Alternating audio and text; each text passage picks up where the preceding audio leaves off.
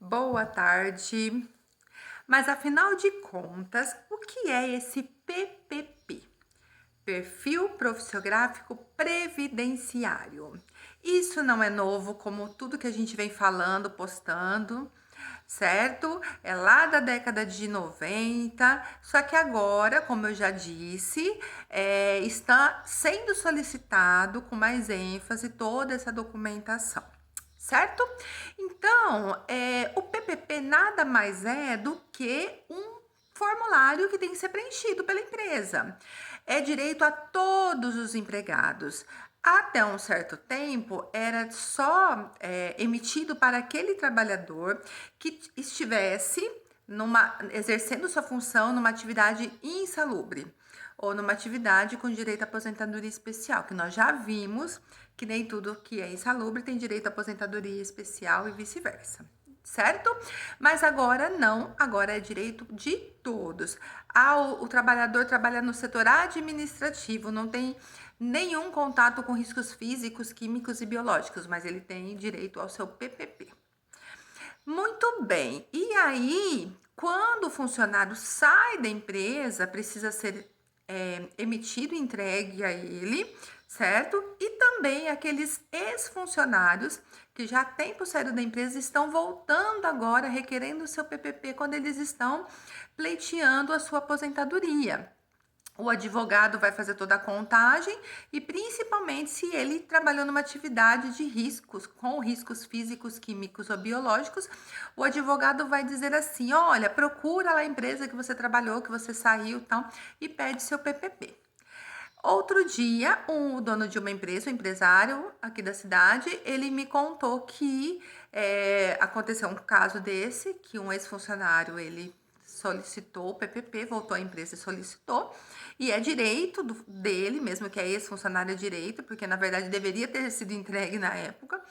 E aí ele foi verificar com o escritório para fazer esse PPP, só que como a gente já viu, o PPP é feito com base no LTCAT. E se não tem o LTCAT? Não tem como fazer o PPP. Por que, Beth? Porque o PPP é um formulário, como eu já disse, que tem lá os dados da empresa, os dados do empregado, quando ele foi admitido, qual é o CBO, cargo, função e quais os riscos que ele estava exposto durante esse período laboral.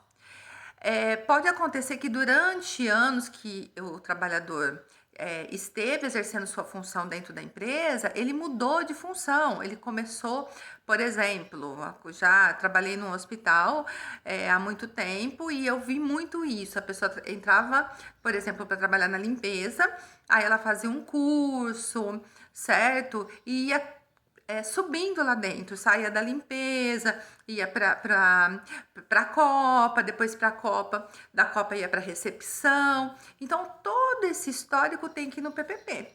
E são os riscos diversos. Então, enquanto estava na limpeza, tinha risco biológico, tinha risco de produtos, os químicos, que são os produtos da limpeza, e assim por diante. Quando passou para ser atendente, recepcionista, deixou de ter esses riscos. Então, tudo isso vai nesse formulário. Mas eu não posso preencher um PPP da minha cabeça. A auxiliar de limpeza, eu sei que tem esses riscos. Mesmo que a gente saiba, tem que olhar no LTCAT, no laudo que foi confeccionado para essa empresa. Até porque, às vezes, uma auxiliar de limpeza de uma empresa não faz as mesmas funções do que uma auxiliar de limpeza em outra empresa. Algumas fazem cafezinho, outras não fazem e assim por diante. Então precisa analisar tudo isso. Então esse formulário tem que ser com base no LTCAT. E aí voltando à nossa historinha desse empresário, ele não tinha LTCAT, nem sabia do que se tratava. E aí ele teve que fazer tudo correndo, LTCAT, tal, né? E, enfim, para tentar regularizar a situação, embora deveria ter sido feito na época. E é isso que acontece, a falta de informação. Então, nós precisamos entender todo esse contexto, porque o e-social está aí, ó, tá chegando. Atrasou esse ano, pandemia, etc. Atrasou mais ainda, mas ele veio para ficar. E aí, a hora que falar, coloque todas essas informações lá na net dos seus documentos, né, dos seus laudos, laudos de salubridade, laudos técnicos de condições ambientais do trabalho, além dos programas de prevenção, que a gente vai falar isso depois, que são leis trabalhistas, PPRA, PCMSO, e agora nem vai ser mais PPRA, vai ser PGR, etc. E aí, quando fala assim, agora você vai colocar tudo, digitalizar todos esses documentos, passar as informações, todos os PPPs de todos os funcionários têm que estar prontinho, quando alguém sair já é só apertar um botãozinho que ele já vai estar pronto.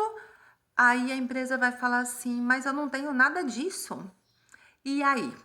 Então, empresários, escritórios de contabilidade, prestadores de serviço, equipe do SESMIT, técnicos em segurança, engenheiros de segurança, enfermeiros de trabalho, todos precisam de se informar, se inteirar das mudanças.